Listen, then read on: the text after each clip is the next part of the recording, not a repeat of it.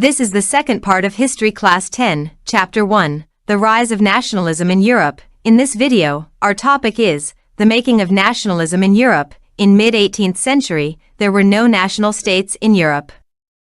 A nation-state is a country, or any country in which all the people follow a common language, a common culture, and a common identity. Today, all countries like Germany, France, Hungary, and India are nation-states. But during mid-18th century Europe, countries like Germany, Italy, and Switzerland were divided into kingdoms, duchies, and cantons. Under the monarchy, in each part of Europe, diverse people lived, who belonged to different ethnic groups. They spoke different languages.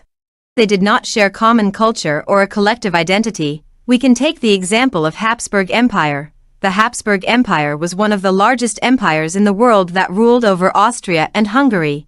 In the Habsburg Empire, people spoke different languages like Polish, German, and French. There were several different ethnic groups such as Bohemians, Slovenes, Croats, and Romans. So, Habsburg was a patchwork of many different regions and peoples. Such differences could not promote a sense of unity and equality. So how did nationalism and the idea of the nation-state emerge in Europe? The aristocracy and the new middle class. During the 18th century, there were mainly two social groups that lived in Europe, the aristocracy and the peasantry. Aristocracy was the dominant class in Europe. Though they were small in numbers, they were the most respected and wealthy people in the society. They spoke French and were united by a common way of life. They were also united with ties of marriage to each other. Thus, the aristocracy was politically powerful, but they were in the minority. Next, peasantry. The majority of the population was peasants. They were in the majority, but they did not have power. Most of them were landless. They worked for others in their fields.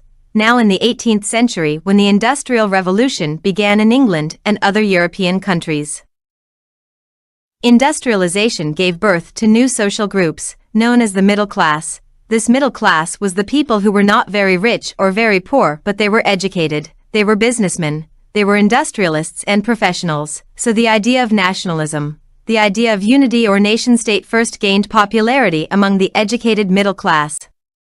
The middle class believed that the people of same culture, same traditions, and same language should live together. And another concept they believed in was liberal nationalism. What is liberal nationalism? The term liberalism derives from the Latin word libere, meaning free. For the new middle classes, liberalism stood freedom, freedom for the individual and equality of all before the law. During the French Revolution, liberalism stood for the end of autocracy and the privileges given to the clergy. The privileges by birth should be ended. Liberals also believed in a parliamentary form of government, so the middle class was struggling with these issues. But the concept of equality before the law did not stand for universal suffrage, means everyone did not get the right of voting. Men without property and all women were excluded from political rights. Only under the Jacobin government, adult males, rich or poor, got voting rights. Under Napoleon's government, men without property were excluded from voting rights. Women were considered to be under the authority of their fathers until they got married. Once they were married, they were then under the authority of their husbands. Throughout the 19th and early 20th centuries, women and all the men without property struggled for equal political rights. In the economic sphere, liberalism stood for the freedom of markets. During the 19th century, the tax system was another problem for the growing middle class. There were restrictions on the movement of goods and capital.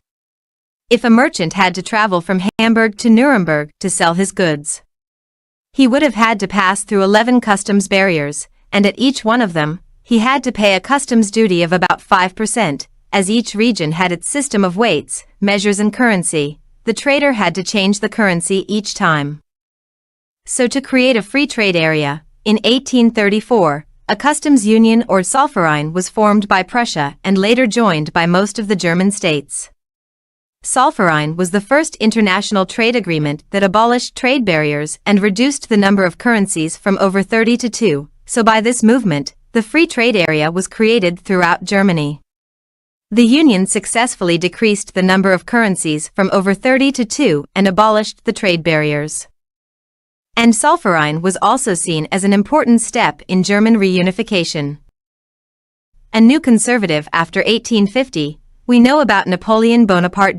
Napoleon Bonaparte took power in France in 1799. He ruled France for 15 years. In 1815, Napoleon was defeated by four major powers, Britain, Russia, Austria, and Prussia, in Waterloo. The war is known as the Battle of Waterloo. After the defeat of Napoleon, the ruler of Britain, Russia, and Australia and Russia were conservative. They didn't want any radical change in society. They were the people who supported monarchy and nobility.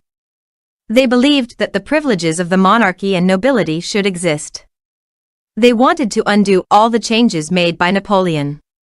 So what were the changes brought about in Europe after the defeat of Napoleon? The monarchy was restored and a new conservative order was created in Europe.